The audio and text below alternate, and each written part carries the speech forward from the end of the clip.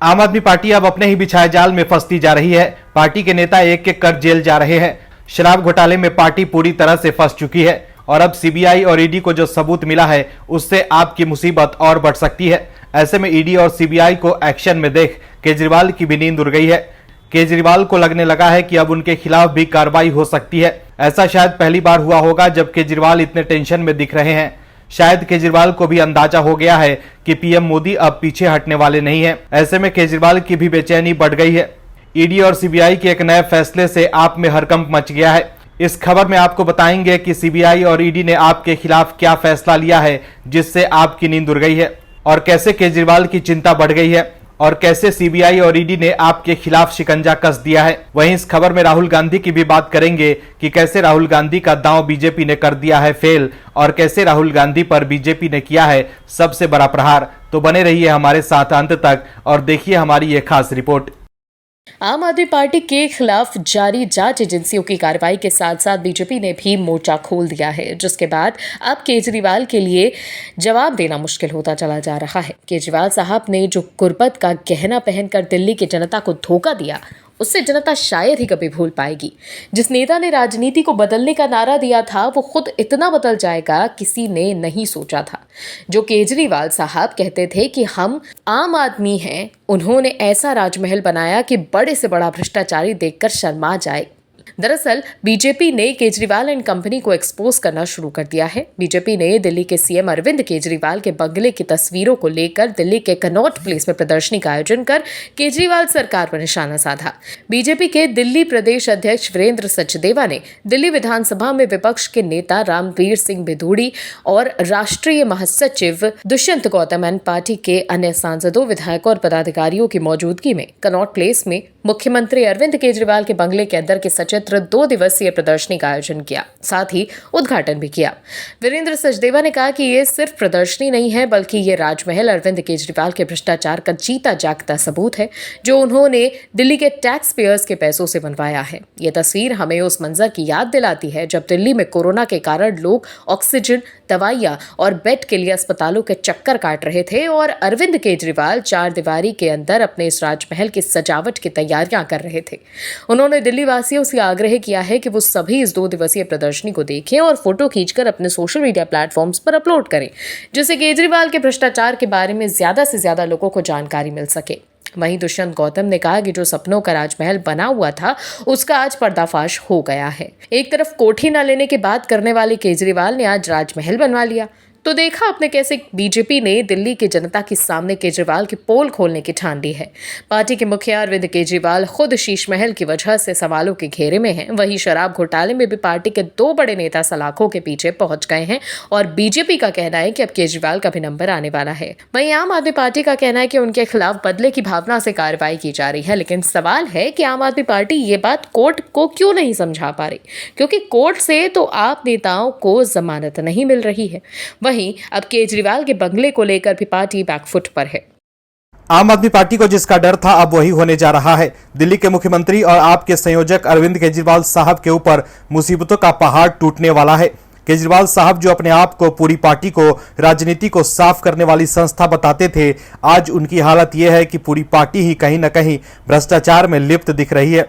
केजरीवाल साहब को सोचना चाहिए कि आखिर जिस राजनीतिक पार्टी के शुरुआत के खिलाफ उनके गुरु अन्ना हजारे थे, वो फिर भी राजनीतिक मलाई खाने के लिए एक राजनीतिक दल का गठन कर बैठे और एक संगठन को कंपनी की तरह मुनाफे कमाने के लिए चलाने लगे। लेकिन दिल्ली सरकार ने मुनाफे कमाने के लिए जो शराब नीति बनाई, उसके कारण आपके कई नेता जेल पहुंच गए। लेकिन अब जल्द ही आम आदमी पार्टी पर भी बैन लग सकता है। दरअसल दिल्ली के कथित शराब घोटाले में अब केजरीवाल तक जांच की आंच पहुंच सकती है। शराब घोटाले मामले में आम आदमी पार्टी को भी आरोपी बनाया जा सकता है। केस की जांच कर रही केंद्रीय एजेंसियां सीबीआई और ईडी ने सुप्रीम कोर्ट से कहा है कि पार्टी को आरोपी बनाए जाने पर विचार चल रहा है। मनीष सिसोदिया की जमानत याचिका पर सुनवाई के दौरान सीबीआई और ईडी ने सुप्रीम कोर्ट को यह जानकारी दी। जस्टिस संजीव खन्ना और एसबीएन भट्टी की बेंच ने सिसोदिया की जमानत याचिका पर लंबी सुनवाई की। जस्टिस संजीव खन्ना ने दोनों पक्षों से कई सवाल किए। इस दौरान सीबीआई और ईडी के वकील ने कोर्ट को बताया कि आम आदमी पार्टी को आरोपी बनाने पर विचार किया जा रहा है। ईडी और सीबीआई की ओर से पेश हुए एडिशनल सॉलिसिटर जनरल ने कहा कि मुझे एक और बात कहने का निर्देश मिला है। हम परोक्ष रूप से उत्तरदायी होने के लिए आम आदमी पार्टी को आरोपी बनाने पर विचार कर रहे हैं। हमने इस संबंध में फैसला ले लिया है। वहीं ईडी की तरफ से सुप्रीम कोर्ट को मनीष सिसोदिया और विनय नायर के बीच निकटता का हवाला दिया गया।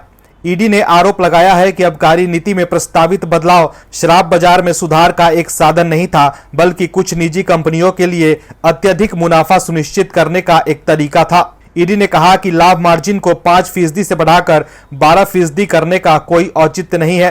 कैबिनेट की बैठक में मिनट ऑफ मीटिंग में इसका कोई जिक्र नहीं है। तो देखा आपने कैसे अब आप पर ही खतरा मंडराने लगा है और आम आदमी पार्टी को आरोपी बनाए जाने के बाद केजरीवाल पर भी ईडी और सीबीआई का शिकंजा कस सकता है। और अगर आप पर लगे आरोप सही पाए गए तो केजरीवाल की पार्टी पर बैन भी लग सकता है। केजरीवाल साहब के सामने जेल उन्हें प्रत्यक्ष रूप से दिख रहा है।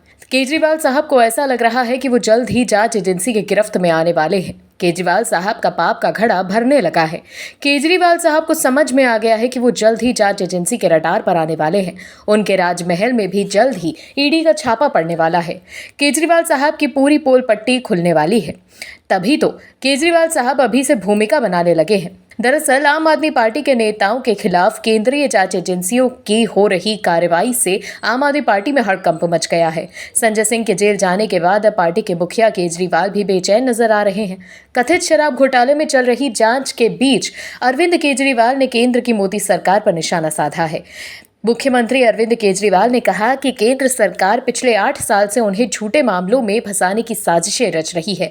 इसके लिए कई लोगों पर दबाव बनाया गया। उन्हें मेरे खिलाफ झूठी गवाही देने के लिए दबाव में डाला गया। जो लोग नहीं माने उनके ऊपर जुल्म किया गया। उन्हें तरह तरह की यातनाएं दी गईं। इसको लेकर सीएम अरविंद केजरीवाल ने ट्वीट भी किया है। सीएम अरविंद केजरीवाल ने ट्वीट किया, ये 2015 की घटना है। मोदी सरकार 2015 से मुझे झूठे केसों में फंसाने की कोशिशें कर रही है। लोगों पर तरह तरह के दबाव बनाकर उन्हें मेरे खिलाफ भड़काया जा रहा है। कई लोगों को तो यातनाएं भी दी गईं। प्रधानमंत्री देश के लिए काम करने के बजाय 24 घंटे अपने विरोधियों को झूठे मामलों में फंसाने के षड्यंत्र बनाते रहते हैं। आपको बता दें, आम आदमी पार्टी के कई नेता जेल में हैं। दिल्ली के पूर्व डिप्टी सीएम मनीष सिसोदिया भी जेल में हैं। इसके अलावा हाल ही में आम आदमी पार्टी के सांसद संजय सिंह भी गिरफ्तार कर लिए गए। आम आदमी पार्टी आरोप लगा चुकी है कि उसके नेताओं को झूठे मामलों में फंसाया गया है। राजनीतिक दुश्मनी निकाली जा रही है। आपको बता दें, 2013 में आम आदमी पार्टी की सरकार पहली बार दिल्ली में बनी थी। इसके 2 साल बाद जब दिल्ली में फिर चुनाव आए तो आम आदमी पार्टी को भारी बहुमत मिला था।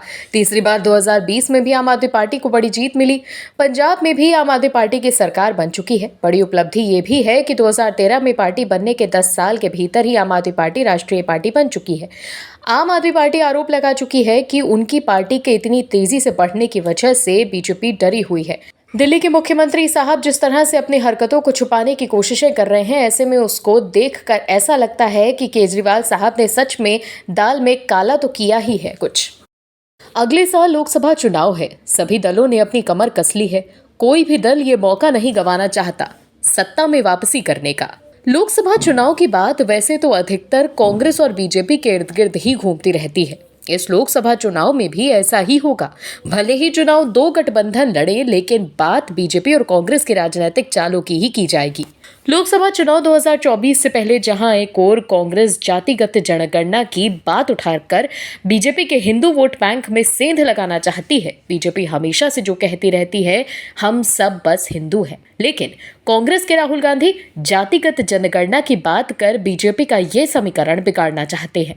लेकिन बीजेपी तो बीजेपी ठहरी। राहुल बीजेपी का राजनीतिक समीकरण कितना खराब कर पाएंगे ये तो आने वाला वक्त ही बताएगा। लेकिन बीजेपी ने कांग्रेस के वोट बैंक में सेंधमारी का पूरा प्लान बना लिया है। लोकसभा चुनाव 2024 के करीब आने के साथ बीजेपी अपनी रणनीति को बेहतर बनाने में जुट गई है।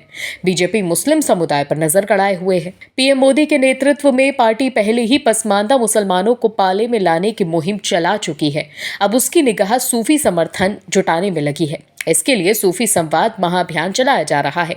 बीजेपी के अल्पसंख्यक मोर्चे ने लखनऊ में हाल ही में ऐसा ही आयोजन किया था, जिसमें 100 से ज्यादा दरगाह से करीब 200 सूफी शामिल हुए थे। इन लोगों ने मोदी सरकार की नीतियों और योजनाओं को देश भर के मुसलमानों तक पहुंचाने की अपील की। इसको लेकर बीजेपी अल्पसंख्यक मोर्चा अध्यक्ष जमाल सिद्दीकी ने जानकारी दी। इंडियन एक्सप्रेस के मुताबिक सिद्दीकी ने बताया कि पीएम मोदी भारतीय परंपरा के अहम हिस्से के तौर पर सूफियों की तारीफ करते हैं। उन्होंने कहा कि सूफी आम लोगों के बीच रहते हैं और जाति, धर्म और मान्यताओं से परे रहते हुए सभी को सिखाते हैं। जमाल सिद्दीकी ने आगे कहा कि यह पसमानदा समुदाय तक पहुंचने से अलग मुहिम है। इसका मकसद है सूफी आध्यात्मिक नेताओं के जरिए उनके फॉलोअर्स और खास तौर पर मुस्लिम समुदाय तक पहुंचने की कोशिश की जा रही है। उन्होंने ये भी कहा कि इसका मकसद सूफियों को बीजेपी ज्वाइन कराना कतई नहीं है, बल्कि एक बातचीत की शुरुआत करनी है जिससे आम मुसलमानों तक पहुंचा जा सके। सिद्दीकी ने कहा कि पार्टी ये जानने की कोशिश करेगी कि आम मुसलमानों की समस्याएं और मांगे आखिर है क्या। इन कार्यक्रमों के दौरान सूफियों को बताया जाएगा कि कांग्रेस और समाजवादी पार्टी जैसे विपक्षी दल मुसलमानों के मन में भाजपा के प्रति कैसे प्रोपेगेंडा फैला रहे हैं। अली ने बताया कि लखनऊ मीटिंग के दौरान एक नारा दिया गया, ना दूरी है ना खाई है, मोदी हमारा भाई है। उन्होंने कहा कि अगर किसी इलाके में मुस्लिम लोग इच्छा व्यक्त करते हैं कि बीजेपी के वरिष्ठ नेता को उनसे मिलना चाहिए, तो पार्टी एक मंत्री, सांसद या फिर विधायक को उनसे मिलने और उनकी बातों को सुनने के लिए भेजेगी। लोकसभा चुनाव 2024 से पहले क्या बीजेपी कांग्रेस के तुष्टीकरण की राजनीति को खत्म कर देगी? सवाल बड़ा कठिन है, लेकिन इसका जवाब तो आने वाले वक्त में ही पता चलेगा। कांग्रेस नेता राहुल गांधी एक बार फिर बीजेपी के निशाने पर आ गए हैं। बीजेपी ने राहुल गांधी पर जो आरोप लगाया है उसके बाद सब हैरान हैं। लोगों के मन में भी सवाल उठ रहा है कि राहुल गांधी ऐसा कैसे कर सकते हैं। दरअसल भारत और पाकिस्तान के बीच हुए क्रिकेट मैच में भारत जोश से भरा हुआ था। भारत ने उम्मीद के मुताबिक जीत भी हासिल की और पाकिस्तान को चारों खाने चित कर दिया। वहीं भारत और पाकिस्तान के मैच के बाद सभी ने भारतीय टीम को बधाई दी। पीएम मोदी से लेकर राजनीतिक जगत के तमाम बड़े नेताओं ने भारतीय टीम को बधाई दी, लेकिन राहुल गांधी की चुप्पी ने सबको हैरान कर दिया। राहुल की चुप्पी भारत की इस जीत पर कुछ और ही इशारा करने लगी, जिसके बाद बीजेपी ने बड़ा प्रहार करते हुए राहुल गांधी की खबर ले ली। दरअसल विश्व कप क्रिकेट में भारत के हाथों पाकिस्तान को मिली करारी हार के बाद बीजेपी ने राहुल गांधी पर जोरदार हमला बोला है। बीजेपी सवाल कर रही है कि राहुल गांधी ने भारतीय टीम को बधाई क्यों नहीं दी। क्या राहुल गांधी को भारतीय टीम की जीत पर खुशी नहीं हुई? असम के मुख्यमंत्री हेमंत विश्व शर्मा ने राहुल गांधी का नाम लिए बगैर उन पर भारत की जीत को नजरअंदाज करने के लिए बड़ा तंज कसा है। हेमंत विश्व शर्मा का आरोप है कि राहुल गांधी ने इस बड़ी जीत के बावजूद भारत को बधाई नहीं दी। असम के सीएम हेमंत विश्व शर्मा ने एक्स पर एक पोस्ट में राहुल गांधी के खिलाफ इशारों में लिखा कि शनिवार को विश्व कप क्रिकेट में भारत ने पाकिस्तान को हराया। पूरा देश उत्साह से भर गया और जीत का जश्न मनाया, लेकिन मोहब्बत की दुकान ने एक शब्द भी नहीं कहा। गौरतलब है कि शनिवार को अहमदाबाद में विश्व कप क्रिकेट के ग्रुप मैच में भारत ने पाकिस्तान को 7 विकेट से हरा दिया था। इस टूर्नामेंट में दोनों परंपरागत प्रतिद्वंदियों का ये पहला मुकाबला था। दरअसल राहुल गांधी अपने भाषणों में मोहब्बत की दुकान वाले शब्द का धड़ल्ले से इस्तेमाल करते हैं, इसलिए हेमंत विश्व शर्मा का ट्वीट उन पर सीधा कटाक्ष माना जा रहा है। इससे पहले इजराइल और हमास के बीच जारी खूनी संघर्ष को लेकर भी शर्मा ने कांग्रेस पर जोरदार हमला बोला था। उन्होंने इस वैश्विक घटना को लेकर विपक्षी दल पर आरोप लगाया था। इस मामले में उसका स्टैंड उसी तरह से है जैसा कि अफगानिस्तान और पाकिस्तान का। शर्मा ने कहा था कि अगर आप मुझसे पूछेंगे तो कांग्रेस को अफगानिस्तान में तालिबान और पाकिस्तान में इमरान खान या शहबाज शरीफ के साथ मिलकर अगली गठबंधन सरकार बना लेनी चाहिए। तो देखा आपने कैसे भारत की जीत पर सोशल मीडिया पर खुशी न जाहिर करने को लेकर राहुल गांधी बीजेपी के निशाने पर आ गए हैं। हर मुद्दे पर ट्वीट करने वाले राहुल जब देश को गर्व करने वाले मौके पर शांत रहते हैं तो जनता के मन में उनके प्रति संदेह होता है कि आखिर राहुल और कांग्रेस कहां खड़े हैं। टीएमसी सांसद महुआ मोइत्रा की मुसीबत फिर से बढ़ने वाली है। पीएम मोदी को अपशब्द कहना जिनका प्रिय काम है, वो एक ऐसे जांच के घेरे में आ सकती है कि अगर दोषी पाई गई तो उनकी संसद की सदस्यता तो जाएगी ही, साथ ही ऐसा न हो कि वो जेल भी पहुंच जाए। टीएमसी जो दूसरों पर भ्रष्टाचार का आरोप लगाती है, उन पर ही लगा है भ्रष्टाचार का आरोप। दरअसल बीजेपी सांसद निशिकांत दुबे ने टीएमसी सांसद महुआ मोइत्रा पर संसद में सवाल पूछने के लिए एक बिजनेसमैन से रिश्वत लेने का आरोप लगाया और लोकसभा अध्यक्ष ओम बिरला से उनके खिलाफ आरोपों की जांच के लिए एक जांच समिति गठन करने का आग्रह किया। इसको लेकर महुआ मोइत्रा ने कहा कि वो लोकसभा अध्यक्ष द्वारा उनके खिलाफ लंबित आरोपों से निपटने के बाद उनके खिलाफ किसी भी कदम का स्वागत करती है। बता दें कि निशिकांत दुबे और महुआ मोइत्रा अपने अलग अंदाज के संसदीय भाषणों और एक दूसरे पर आक्रामक हमलों के लिए जाने जाते हैं। पिछले कुछ वर्षों में कई मुद्दों पर वो अक्सर एक दूसरे से भिड़ते रहे हैं। निशिकांत दुबे ने स्पीकर ओम बिरला को संसद में सवाल के लिए कैश लेने का मामला फिर से उभारना, गंभीर विशेषाधिकार के उल्लंघन, अवमानना के लिए संसद सदस्य लोकसभा महुआ मोइत्रा की सीधी संलिप्तता विषय के तहत पत्र लिखा। एक वकील से मिले पत्र का हवाला देते हुए बीजेपी सांसद निशिकांत दुबे ने कहा कि वकील ने तृणमूल कांग्रेस के नेता और एक बिजनेसमैन के बीच रिश्वत के आदान प्रदान के अहम सबूत साझा किए हैं।